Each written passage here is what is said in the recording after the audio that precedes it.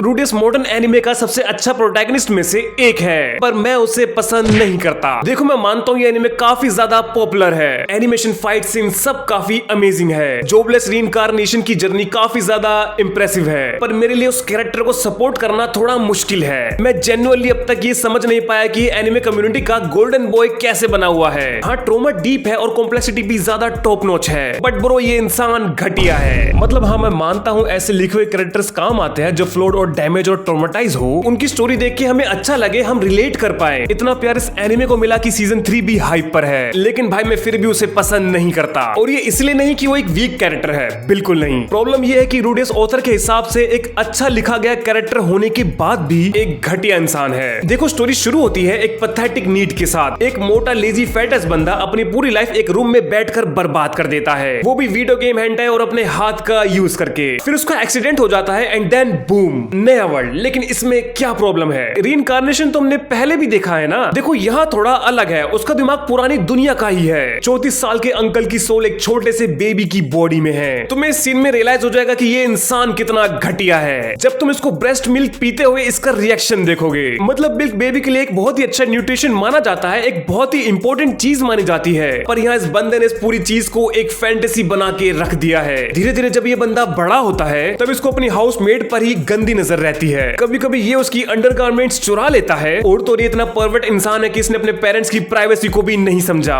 देखो, हर isekai anime में कोई ना कोई परवर्ट तो जरूर होता है, पर यहाँ अगर तुम देखो तो चीजें हद से ज्यादा आगे निकल जाती है, जो कि अनएक्सपेक्टेबल है। तुम रॉक्सी को ही देख लो, वो बेचारी 16-17 साल के एज की तो जरूर होगी, और वहीं 34 साल का आदमी 10 साल का बच्चा बनके उसकी पैंटीज चुरा रहा है और फ्यूचर में उसका श्राइन बनाकर उसको पूज रहा है। अब तुम मुझे बताओ, इस इसेकाई एनिमे में तुम्हें क्या फनी और रिलेटेबल लग रहा है? अब कुछ लोग बोलेंगे कि भाई कैरेक्टर डेवलपमेंट नाम की भी कोई चीज होती है। भाई बिल्कुल, डेवलपमेंट तो है, 0 से माइनस में। बाद में रूडियस को एक अमीर फैमिली की लड़की को पढ़ाने भेजा जाता है। सीधी बात है, उसे पैसे चाहिए अपने पसंद की लड़की के साथ स्कूल जाने के लिए। वो वहाँ एरिस को देखता है और सोचता है, क्या माल है यार। हम सभी सोचते हैं फाइनली रूडियस को एक लव इंटरेस्ट मिल गया है, दोनों दिखने में एक अच्छे कपल लग रहे हैं। लेकिन याद रखना, इस पॉइंट पर ये आदमी 40 साल का मेंटली हो गया है, और एरिस की एज उस टाइम 10, 11 या 12 साल की होगी। ब्रो लिटरली वो एक बच्ची है। वो चाहे कितना भी क्लोज आ जाए, पर मेरे लिए ये मानना बहुत इम्पॉसिबल है। यहाँ एज जस्ट नंबर वाले मुहावरे को गलत यूज किया जा रहा है। तुम खुद सोचो, वो एक बच्चा है लेकिन मेंटली नहीं। उसके बाद ये दोनों अपना काम कर आके सुबह उठते हैं, और वहीं रूडियस को पता चलता है कि आइरिस उसे बिना बताए छोड़कर चली गई है। और फिर हम फर्स्ट 12 एपिसोड ऑफ सीजन 2 में पहुंचते हैं, जो कि लिटरली आधा सीजन है, और वो पूरा रूडियस के मूव ऑन और उसके अकेलेपन से लड़ने के ऊपर है। क्योंकि एरिस के चले जाने से वो अपसेट है, सबकॉन्शियसली वो डर गया है कि एक औरत ने पहली बार के बाद उसे छोड़ दिया है। उसका दिमाग खराब हो गया है। सीजन 2 का आधा हिस्सा लिटरली सिर्फ एक बात पर चल रहा है, और वो है इस बंदे का पोपट, जो कि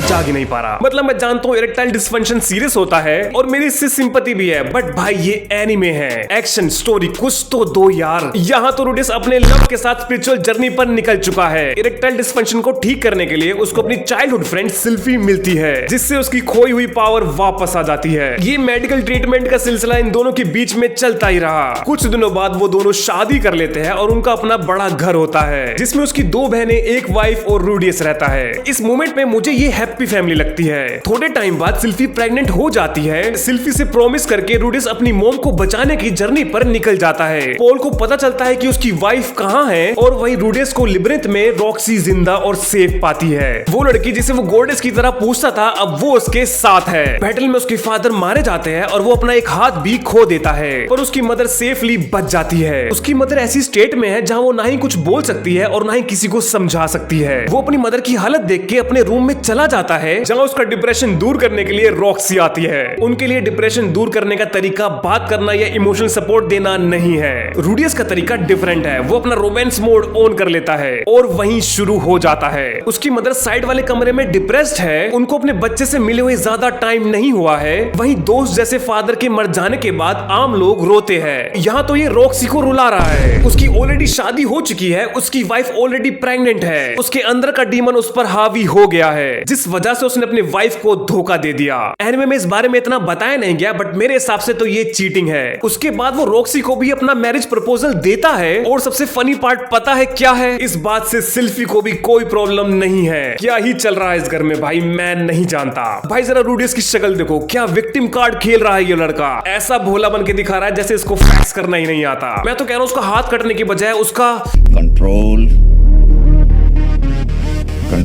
उसके फादर मर गए, मम्मी ऑलरेडी ब्रेन डेड है और उसकी वाइफ प्रेग्नेंट है, और रूडियस भी लाइक चलो भाई सेकंड वाइफ घर ले आता हूँ। इस कंफ्यूजिंग और हॉरर सीन के बाद इस सीजन 2 की एंडिंग हो जाती है। सीजन 2 की एंडिंग के बाद मैं रूडियस से इसलिए भी नफरत करता हूँ क्योंकि वो जापानीज लड़की नानोस्की को नहीं बताता कि उसके साथ क्या हुआ है। वो कहता है हाँ मैं भी यहीं टेलीपोर्ट हुआ हूँ, शायद मेरा भी ट्रक एक्सीडेंट हुआ है। वो उसे ये नहीं बताता कि वही उसे बचाने की कोशिश कर रहा था। वो लिटरली एक ही जापानीज इंसान है जिसे वो ऑलरेडी जानता है। वैसे इस पॉइंट पर वो लिटरली 50 साल का हो गया है। ऑनेस्टली बोलो तो इस बंदे ने मैच्योरिटी की तो बत्ती बना ली है। लिटरली ये बंदा बहुत गंदा गेम खेल रहा है। देखो मुझे सीजन 2 बहुत पसंद आया उसकी परवीनेस के बावजूद भी, और फिर सीजन 2 आया जिसमें मुझे पता चला कि ट्रू लव जैसी कोई चीज ही नहीं होती है। अब लग रहा है वो वाइफ को पोकेमोन की तरह कलेक्ट करेगा। सोचता हूँ जब एरिस उसे मिलेगी तो वो भी उसके साथ उस घर में रहेगी। उसका मल्टी कलर हेयर हैरम बन जाएगा। वो अपनी वाइफ्स को चीट करता रहेगा पर तब भी सब ठीक रहेगा। और मुझे नहीं लगता कि ये बंदा कभी रिग्रेट भी करेगा। उस गॉड ने बोला भी था कि तुम एक दिन जरूर पछताओगे। मैं तो कह रहा हूँ पछताए भाई, मरे भाई ये। Help me. स्टिल मैं सीजन 3 देखूंगा, क्या करे अटैचमेंट हो ही जाती है।